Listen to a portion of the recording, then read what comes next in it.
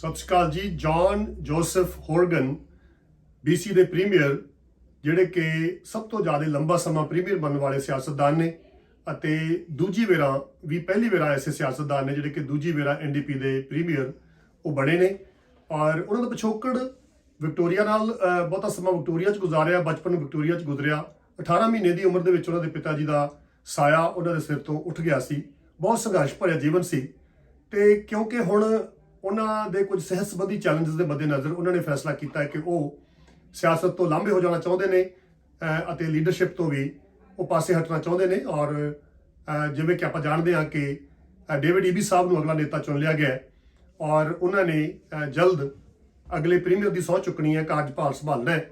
ਲੇਕਿਨ ਜੌਨ ਹੋਰਗਨ ਸਾਹਿਬ ਦਾ ਜਿਹੜਾ ਨਿਭਾਇਆ ਹੋਇਆ ਰੋਲ ਹੈ ਪਿਛਲੇ ਇਸ ਲੰਬੇ ਸਮੇਂ ਦੇ ਵਿੱਚ ਉਸ ਨੂੰ ਯਾਦ ਕੀਤਾ ਜਾਏਗਾ। ਸਮਝਿਆ ਜਾਂਦਾ ਹੈ ਕਿ ਜੌਨ ਹੋਰਗਨ ਹੋਣਾ ਨੇ ਇੱਕ ਆਪਣੀ ਛਾਪ ਛੱਡੀ ਹੈ NDP ਦੀ ਫਿਲਾਸਫੀ ਦੇ ਉੱਤੇ, NDP ਦੇ ਨੇਤਾ ਪ੍ਰਤੀ ਕੰਮ ਕਰਨ ਦੇ ਵੱਲ ਢੰਗ ਦੇ ਉੱਤੇ।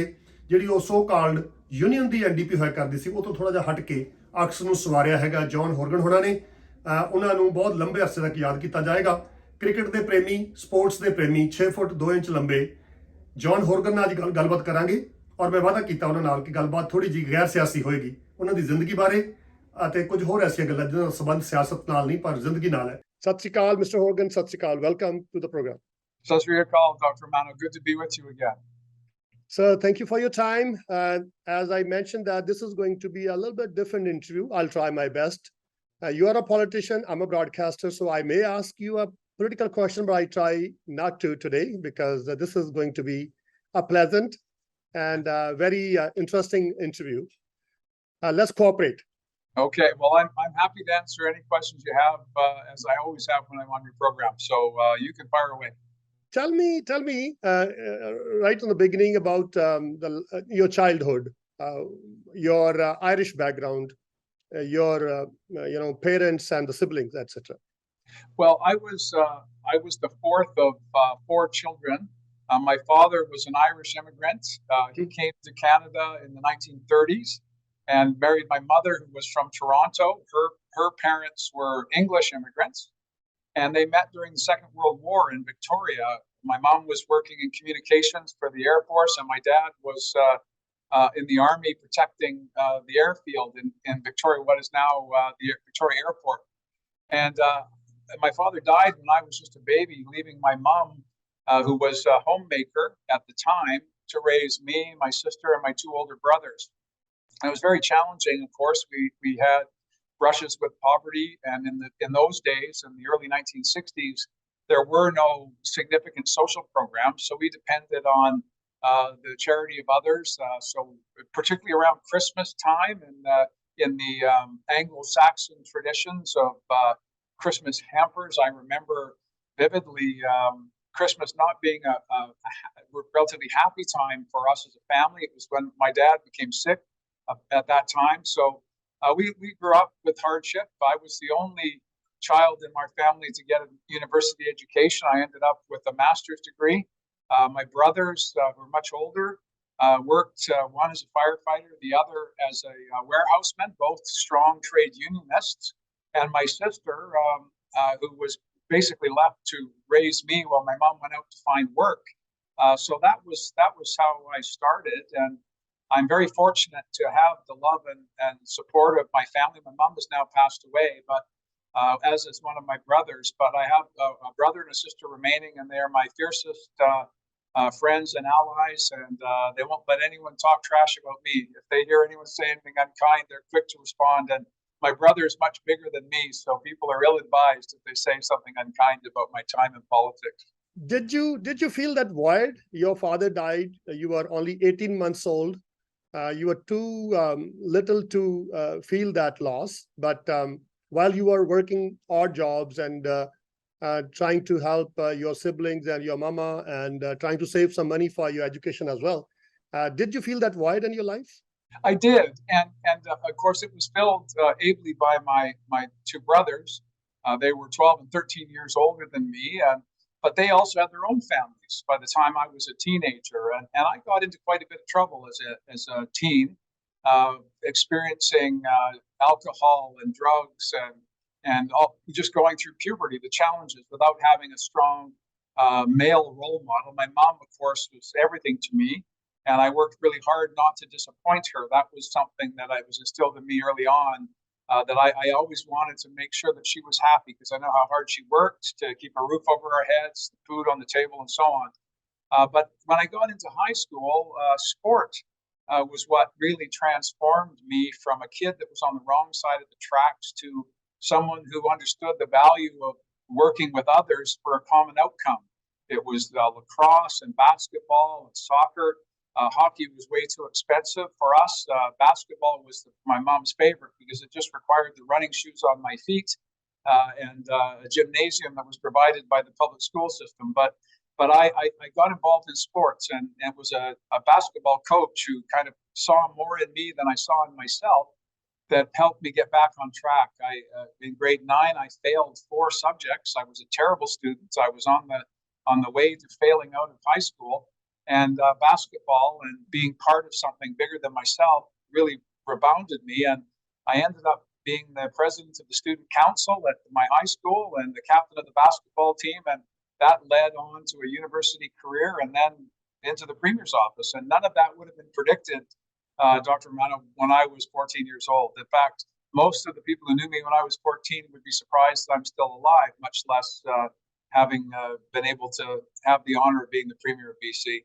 Mr. Premier, I was teenager once. So at that stage when you were playing basketball and excelling in every field, and like you said that you were not very good in studies to begin with, there must be some pretty girl out there you were trying to impress there. Well, in fact, there was. And she was a basketball player as well. And that's what helped, I'm sure, get me into the gym. And it was later, of course, as an undergraduate at university, I met my wife, Ellie, on the first day of classes, my first day at university.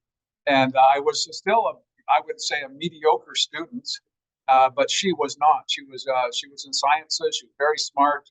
And so I tried to lift my academic game to keep her interested in me. And we've been together now for 45 years. So as a result of our relationship, I became a better student. I went on to get a master's degree. And all of these things not predictable in my youth. But yet, I've taken this. How did the first meeting happen with Ellie Horgan? Was it in the class or in the soccer field or in the basketball field, or where did that happen? Pub crawl. It was in a pub crawl on the first day of the first week of the freshman week at university. I went to school in Ontario. I grew up in Victoria, and I felt that if I stayed in town, I would become a firefighter like my brother. I would have continued playing lacrosse, which was my passion in those days. And if you played lacrosse in Victoria, it was one step into becoming a firefighter. And I felt if I stayed in British Columbia, I wouldn't get the education I knew that I needed. So I ended up landing in Ontario at a little place called Trent University, a small liberal arts school in Peterborough. And I met Ellie on the first day as we were celebrating our freedom as young adults. And we fell in love first sight, and we've been together ever since.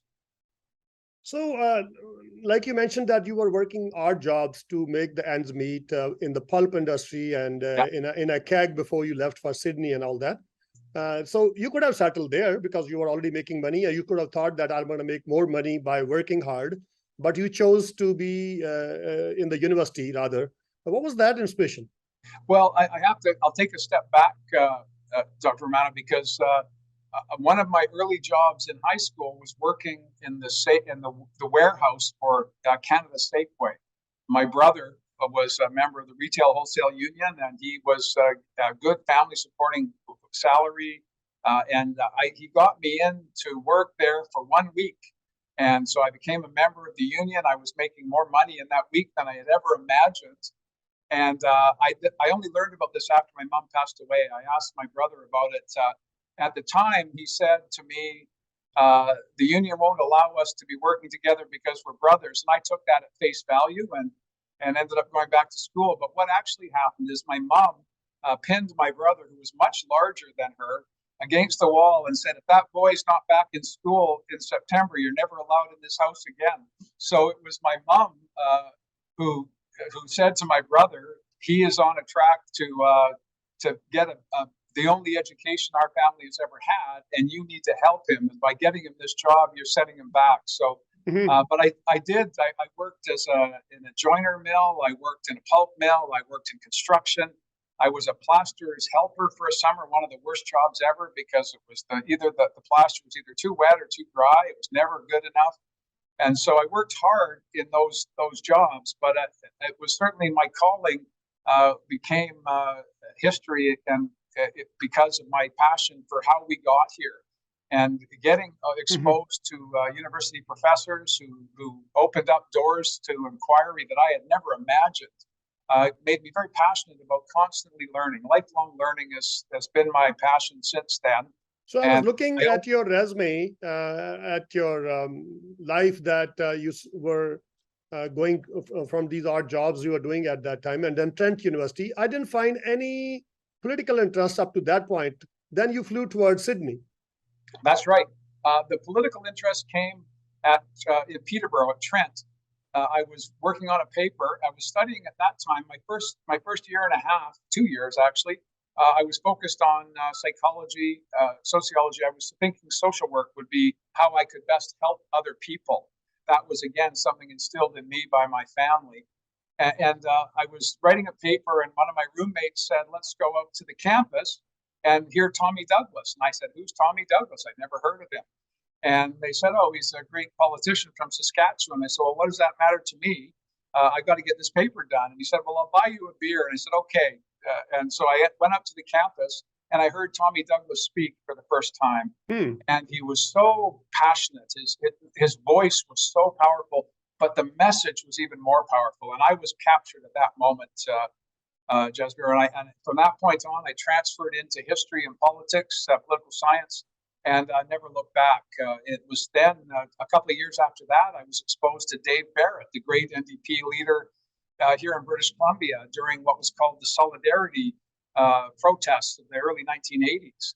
And so hearing Tommy Douglas talk about, with such passion, about how we could use government to lift people up, and it was an equalizer in an unequal world. And then meeting Dave Barrett during the very divisive times of the early 1980s, I joined the NDP that day after hearing him speak, Dave Barrett speak, and I've never looked back. I remember the lunch we had, Shruti, Mr. Kang, and Mr. Harjeet Gill, and all of us. That day you mentioned your love for cricket in Sydney, Steve Waugh and all those people. Yes. Did you play cricket as well? I did. When I was in Australia, and I always batted 11. And my mate said, whatever you do, don't talk as you go out to the middle, because they'll know you're a Yank and they'll go for your head. So I would quietly go out to the center and take my swings. But I came back to Canada, to Victoria, and actually I went to Ottawa first. And of course, Ottawa has all of the consulates and embassies and a great cricket pitch at Rideau Hall. So I tried to get involved there, but it never really took. But when I came back to Victoria, there's a pitch at Beacon Hill Park, and I joined a night league, and I played limited overs there. But I've been passionate about cricket ever since. I ended up, my wife and I, just before the pandemic, we went to Barbados for a winter holiday, only because the West Indian cricket team was playing Ireland of all teams. It wasn't much of a match, but it was the only place in the Caribbean where I could see cricket. So I didn't go for the beach. I didn't go for the barnacles. I went to watch the West Indies play cricket. Briefly, I don't know much about if you did anything to promote cricket in BC, because people come from far and wide, from cricket-playing countries to Canada and BC as well. I see thousands and thousands of players in the weekends playing cricket. So I guess Delta has a pitch. I don't know, provincial government played any role or not. But did you try to promote cricket? Absolutely, and we did. The province played a key role in the pitch in Delta. It was one of the highlights of my time when Ravi Kalon and I were there with Mayor Harvey to open the pitch, and we had a little bit of a swing with a tennis ball and some kids, and I hit what was looking like an obvious six. People were cheering the swing.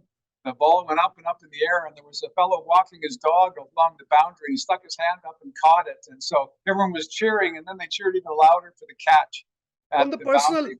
on the personal level, Mr. Horgan, it appears to me, you can comment on that, you changed a lot because first time I ever heard about you, Mr. John Horgan, is a hot-headed person. Yeah. He can be really ferocious in the parliament, but then you changed. You, I think, somehow learned how to control the temper, and your relationship with the federal government, the relationship with Mr. Trudeau. He mentioned your name today as well. Yes. So, did that was the conscious effort on your part? Well, a lot of people have asked me about that, and I would say some people have characterized it as I grew into the role of premier, and I'm absolutely certain that that happened. But it was my opponents who characterized me as hot-headed, and the job of leader of the opposition is to be a counterpoint to the government. So I did give as good as I got in the debates in the legislature. But it really wasn't my nature. I had lived my life starting from an early age, trying to find ways to work with people who look at the world differently from me and making the circle larger by inviting more people in. And so when I had the chance, I think of Andrew Weaver. Andrew Weaver and I did not get along when we were both on the opposition benches.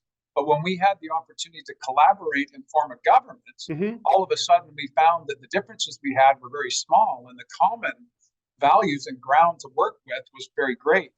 Similarly, with the Prime Minister, I set out to be his ally and confidant here in British Columbia because that's in the interest of not just British Columbia but Canada, to have premiers working with the other order of government in a collaborative way. We have our disagreements, and I mentioned to him just yesterday what some of those are. I'll leave that between he and I, but they were small compared to the values that we have in common.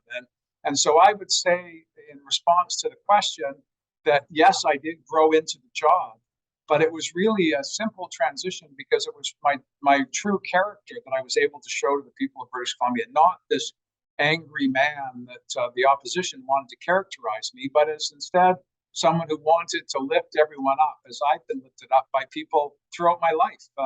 I have benefited from all those who have helped me and even those who have put up obstacles, because as you know, it's not just those who are assisting you, but those who are trying to stop you, that teach you the life lessons that you'll need to get through a complex and diverse political process. I did notice that you had a skill to make good relationship with the federal government, and you were very careful to when you were dealing with the municipal governments as well on different very controversial issues, even LRT and Yes. SkyTrain versus RCMP versus local police and all that.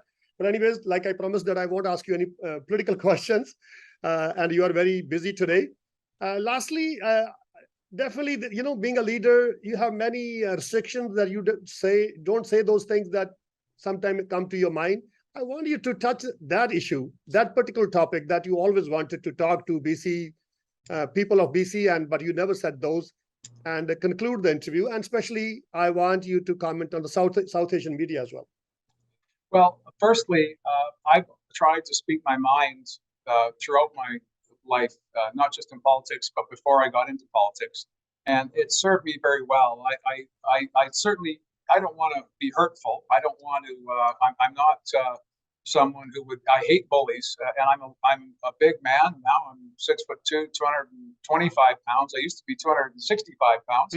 So I'm less than what I was, but I'm still a big man. And as I was this size when I was in my teens, so I've always tried to stand up for those who are being pushed around by bullies, and so that has put me in a position to be candid with people. And there are times when you hold back in the interest of civility, and I've tried my best to ensure that I'm only speaking candidly when it's appropriate to do so. I had an interview just yesterday where I was asked about volunteers who should have their names published so that they could be abused and harassed by people who have a different point of view. And I got quite cross by that because I understand that the Prime Minister's event last night had protesters, and that's fine. But yelling at volunteers, young people who have considered it an honor to participate in our political and civic life, to yell and scream at them as if they are somehow lesser citizens really makes me angry. And so I like to say on behalf of all decent people in British Columbia to the bullies, whether they're advocating one point of view or another, you are allowed to have your point of view. You're allowed to protest, but you're not allowed to abuse people. We are all here on this planet in this spectacular province to live our best lives, and we can disagree. But for goodness sakes, do not abuse and harass people, particularly those who are volunteering. It makes me crazy. So I got quite angry yesterday at one of the questioners, and I lashed out at him. I apologized to him because he's a good guy, and it wasn't him. It wasn't even the question. It was the emotion that it evoked in me, and I guess Dr. Romano, that's just who I am. And pandemic has changed a lot. Politicians, dealings with the media has also changed because of the things that happened in the last few years. Yes. And like they say that change is the only constant. So NDP is changing. You changed actually a little bit as well. Yep. You played your role in the approach and everything I'm talking about. So there can be many Angeles waiting out there in the front door. Do you think the days to come, they'll change the NDP's face, NDP's ways of doing things and politics all over? Youngsters, we need youngsters. Yeah. But yes, old guards, they are a little bit iffy about the change that happens very quick. Well, when I look at our caucus, 57 members, more women than men, more diverse than ever before. South Asian members, the largest number ever, Chinese Canadian members, Indigenous, Filipino, gays, lesbians, old and young. I'm confident that the change that we need is happening right now. And this is just a moment in time. Thank you very much for your time, Mr. Premier. Thank you. And Dr. Romano, and happy Diwali. And Bunde Doris Divas to everyone on. Thank you. Thank you very much for your time. Thank you. Okay. Bye now.